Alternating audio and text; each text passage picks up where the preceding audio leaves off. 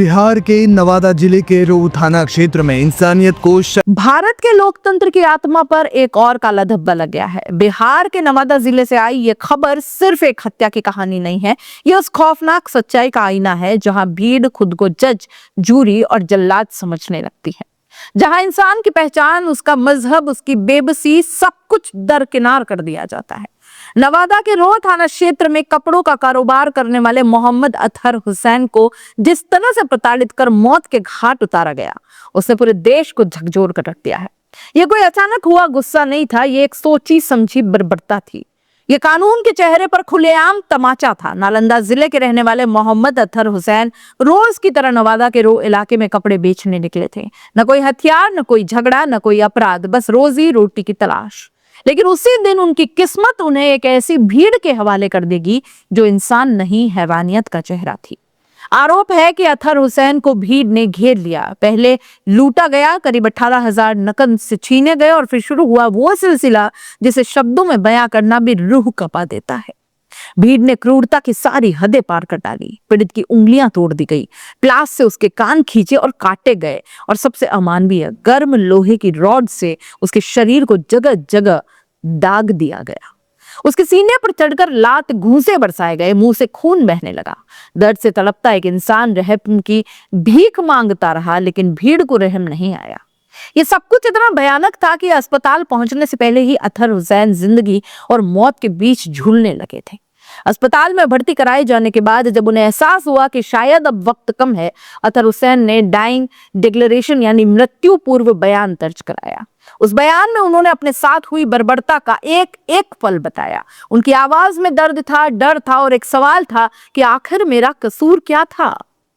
हालांकि कुछ मीडिया संस्थानों ने इस बयानों की आधिकारिक पुष्टि न होने की बात कही, लेकिन जो तथ्य सामने आए वे किसी भी संवेदनशील इंसान को सिहरा देने के लिए काफी है। पीड़ित की पत्नी की गवाही इस कहानी को और ज्यादा भयावह बना देती है। उनका कहना है कि हालत गंभीर होने के बावजूद इलाज में लापरवाही बरती गई। पहले अस्पताल से दूसरे अस्पताल, एक जगह से दूसरी जगह रेफर करते रहे, ऑक्सीजन लगाई गई, सुई दी गई, लेकिन समय पर ठोस इलाज नहीं मिला।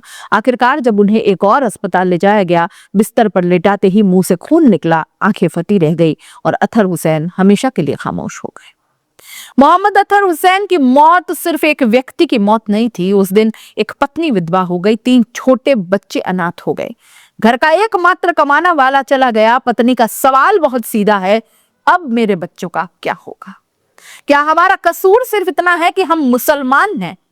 उनकी मांग भी साफ है, दोषियों को फांसी, बच्चों को नौकरी और सुरक्षा, और न्याय सिर्फ कागजों में नहीं बल्कि हकीकत में चाहिए। इस जघन्य घटना पर असदुद्दीन ओवैसी AIMIM प्रमुख ने भी कड़ा रुख अपनाया है।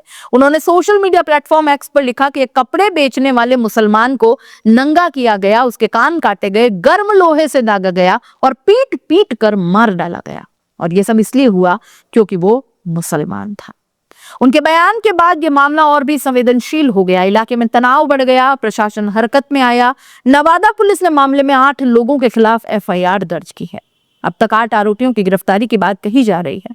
पुलिस का दावा है कि त्वरित कार्रवाई की गई, लेकिन सवाल यही है, क्या यह कार्रवाई काफी है? क्या भीड़ को कानून का डर है? क्या ऐसी घटनाओं के बाद भी हम सिर्फ गिरफ्तारी तक ही सीमित रहेंगे? यह घटना एक बार फिर साबित करती है कि मॉब लिंचिंग अब अपवाद नहीं, एक खतरनाक चलन बनता जा रहा है। जब भीड़ सजा देने लगती है तो संविधान हार जाता है। जब मजहब पहचान बन जाता है तो इंसानियत मर जाती है। नवादा की यह घटना हमसे सवाल पूछती है, क्या हम वाकई कानून का राज चाहते हैं या भीड़ के हवाले अपनी आत्मा सौंप चुके हैं? मोहम्मद अतहर हुसैन अब इस दुनिया में नहीं है, लेकिन उनका सवाल जिंदा है। उनके बच्चों की आंखों में आज भी जवाब तलाश रहा है। इंसाफ सिर्फ गिरफ्तारी नहीं है, इंसाफ तब होगा जब दोषियों को सख्त से सख्त सजा मिलेगी, पीड़ित परिवार को सम्मान और सुरक्षा मिलेगी, और देश ये तय करे कि भीड़ नहीं, कानून चलेगा। नवादा की यह घटना इतिहास में दर्ज हो चुकी है। अब देखना यह है कि यह सिर्फ एक और खबर बनकर रह जाती है या कोई इंसाफ की मिसाल।